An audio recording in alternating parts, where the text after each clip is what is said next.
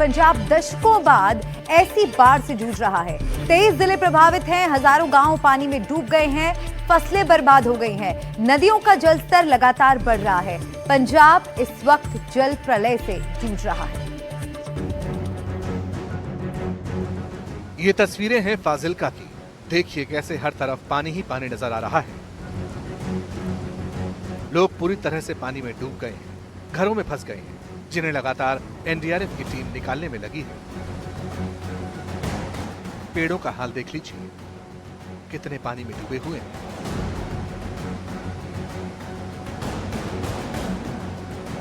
फिरोजपुर में हालात बेहद खराब है। सेना लगातार रेस्क्यू ऑपरेशन में जुटी हुई है। लोग बाढ़ के पानी में फंसे हैं। करीब 400 लोगों को इस इलाके में बचाया गया है। कुछ लोग जो घरों में हैं, उन तक राहत सामग्री पहुंचाने का काम भी लगातार हो रहा है। प्रॉब्लम हमें जो मशीन है उसके फैन है, तो फैन में वो जो धान फंस रहे हैं, आप देख ही रहे थे, तो उसकी वजह से जवानों को चप्पू मार के उधर तक जाना पड़ता है, तो ये दिक्कत आ रही है। बाकी हम उधर से आए 8-10 दिन से। 400 के करीब लोगों को कह रहे हैं आपने रेस्क्यू कराया है यहाँ से। हाँ, 425 लोग, मतलब हम ये क्वांटिटी रखते हैं, तो 425 को हमने रेस्क्यू किया। तो बिल्कुल हम इस बोट के द्वारा यहाँ पे पहुंचे हैं और जिन लोगों की ये मदद कर रहे हैं, जिनको खाना पीना और दवाइयाँ वगैरह पहुँचा रहे हैं, उनसे भी बात करते हैं उनके लिए क्या मुश्किलें हैं, क्योंकि कई लोग अपना घर छोड़ के नहीं जा रहे। घर छोड़ के नहीं जा रहे? नहीं जी, घर छोड़ के नहीं जा रहे भी, साढ़े भी सानू भी यही भी खतरा भी कुछ चोरी ना हो जी।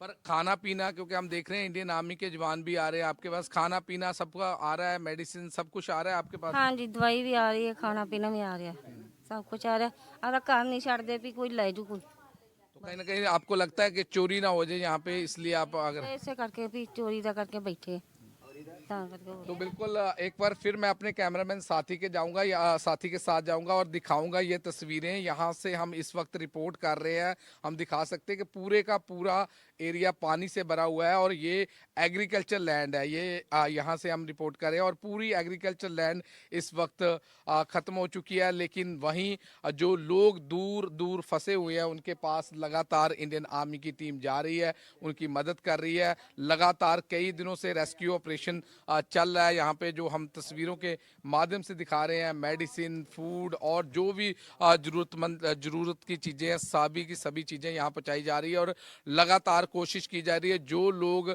घर छोड़ के नहीं जाना चाहते, उनको एटलीस्ट खाने पीने का सामान पहुँचाया जाए। बाढ़ से पठानकोट में भी भारी नुकसान हुआ है। चारों तरफ तबाही के निशान हैं। पुल, बैराज, इमारतें, सब जगह रावी ने अपना कहर बरपाया है। इस बिल्डिंग के मेरे बाएं तरफ जो हिस्सा देख रहे हैं, वहां पर रावी नदी के तेज बहाव ने काफी कटान किया है और हम आगे नहीं जा सकते, लिहाजा उचित दूरी पर रहते हुए हम ये कटान का जो असर हुआ है ये आपको दिखाते हैं। आप इधर आइए मुकेश, ये देखिए, ये पूरा हिस्सा इस बड़े से हॉल का 2 हिस्सों में टूट गया है। इसका लेंटर पूरी तरह नीचे जा चुका है। वहां से आप रावी के तेज बहाव को देख सकते हैं। रावी का तेज बहाव वहां से दिखाई दे रहा है। ये वाला हिस्सा सामने दिखाइए मुकेश, यहाँ पर भी ये हिस्सा, तो 2 हिस्सों से इस पुल के जो फर्श है, इस बिल्डिंग का जो फर्श है वो पूरी तरह ढह चुका है और जिन पिलर्स पर वो ये खड़ी हुई है वो पिलर्स भी पूरी तरह से मुड़ चुके हैं। यानी कि बिल्डिंग का ये हिस्सा खतरनाक है और यहाँ पर किसी को भी जाने की इजाज़त नहीं है, लिहाजा हम भी आगे नहीं जा रहे हैं। दोनों तरफ के किनारों को बुरी तरह कटाव यहाँ पर रावी के तेज़ बहाव के अंदर हुआ है।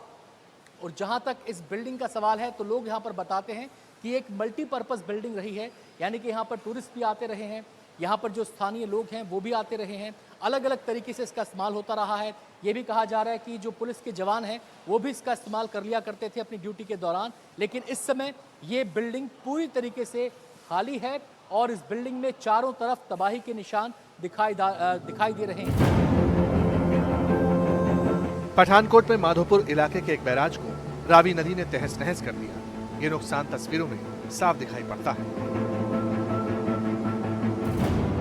ये सड़क पूरी तरह तबाह हो गई। सीमेंटेड ये सड़क थी, भारी भारी ये सीमेंट के जो पोर्शन है, इसके सीमेंटेड सड़क के पोर्शन ये इस समय पूरी तरह तबाह हो चुके हैं। पूरी तरह यहाँ से आवाजाही बंद कर दी गई है और वो हिस्सा तो पानी में बह ही गया था, जिस पे आप इस समय जेसीबी मशीन को देख पा रहे हैं कि वो काम कर रही है।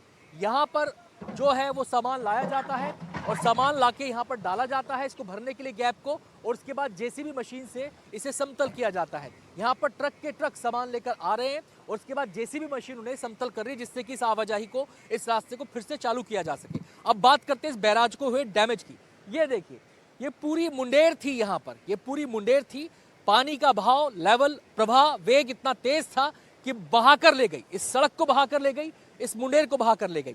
अब जरा कैमरा पर्सन से कहूंगा कि थोड़ा सा कैमरे को उधर घुमाएं और ये देखिए, ये जो पूरा इसका एक प्रकार की दीवार थी यहाँ पर बैराज की, ऐसे जो दीवार जा रही है ये आर्क शेप में, यानी कि ये ऐसे सीधी थी और ये आर्क शेप में ऐसे मुड़ चुकी है। पानी के बहाव ने इसको पूरी तरह से मोड़ दिया है।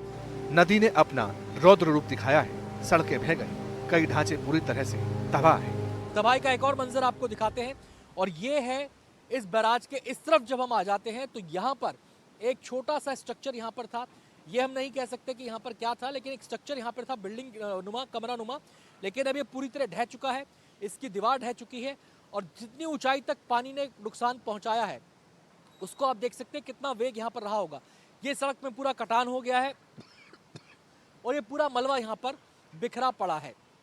तो ये तबाही के निशान है जब यहाँ पर पानी तेज वेग के साथ, तेज धारा के साथ रावी का आया और उसने कितना नुकसान पहुंचाया। रावी नदी के उफान की वजह से पठानकोट में कुछ पुलों को भी बंद कर दिया गया है, क्योंकि अब वहां से आना जाना सेफ नहीं है। रावी का उफान ऐसा आया कि वो पिलर पूरी तरह से झुक गया है। आप देख सकते हैं वो पिलर पूरी तरह से झुक गया है और पिलर के झुकने का मतलब ये है कि जो पुल का सपोर्ट सिस्टम है वो उस हिस्से में हिल गया है।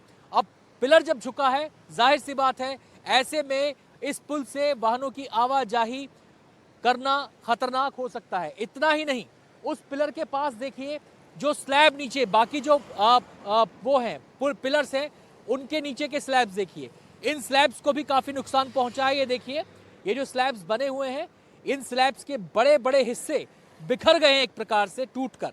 ये पूरा स्लैब है और यहाँ पर ये स्लैब्स यहाँ पर गिरे हुए हैं।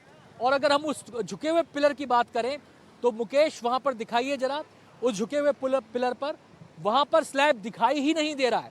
अब या तो पानी के अंदर है या फिर वो टूट चुका है, दोनों में से कोई भी बात हो सकती है। पानी का बहाव यहाँ पर भी काफी तेज है। पठानकोट जम्मू हाईवे पर रावी ने भयंकर तांडव मचाया, एक पुल पूरी तरह से पानी में ढह गया। ये वो पुल है पठानकोट जम्मू हाईवे का जो पूरी तरह ढह चुका है। आपको बता दें, दो पुल थे, ये जाने का रास्ता था, ये जाने का रास्ता था और ये पुल वहां तक आता था, लेकिन ये पुल पूरा का पूरा नदी में समा चुका है। वो जो बिल्डिंग है, एक 2 मंजिला स्ट्रक्चर ये दिखाई दे रहा है, लेकिन पूरी तरह निस्तनाबूद हो चुका है। लेंटर नीचे आ चुका है, दीवारें ढह चुकी हैं। हालांकि एक कूलर वहां पर अभी भी नजर आ रहा है, लेकिन ये बिल्डिंग खतरनाक हो चुकी है। आपको बताएं कि ये क्वार्टर्स थे सीआरपीएफ के जवानों के लिए, यहाँ पर वो रहा करते थे, लेकिन अब यहाँ पर स्थिति ये है कि इस बिल्डिंग में कोई नहीं रह सकता। फिलहाल पंजाब में राहत बचाव का काम जारी है। दशकों बाद इस तरह की बाढ़ यहाँ देखने को मिली है। फसलें बर्बाद हो गई हैं, सड़कें डूब गई हैं, खेतों में हर तरफ पानी है, घरों में पानी है, लोगों को रहने खाने की दिक्कतें हो रही हैं। अगर आगे भी बारिश होती है तो हालात और बिगड़ सकते हैं। Bureau report, NDTV India.